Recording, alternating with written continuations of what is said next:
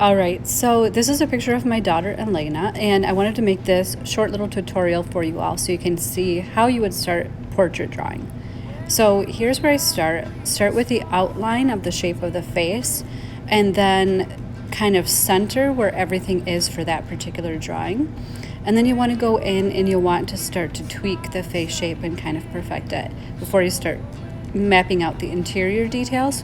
When I map out the interior details, like the spacing of the eyes, how wide the eyebrows are, where they are in relation to the bottom of the ears, the width of the eye, or how wide open the eye is, I map all of that in just kind of generally before I start to put in the actual shapes of things.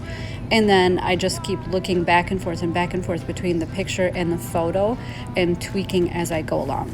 So you also want to really, really look very critically about everything in relation to everything else, the sizing of things. So like I could look at, let's say, the tip of the nose and see how large that is in relation to the width of the eye to try to find how things relate to each other.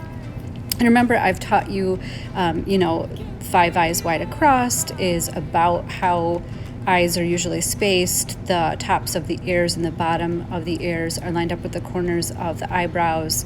The bottom of the nose and the bottom of the ears line up, that kind of thing.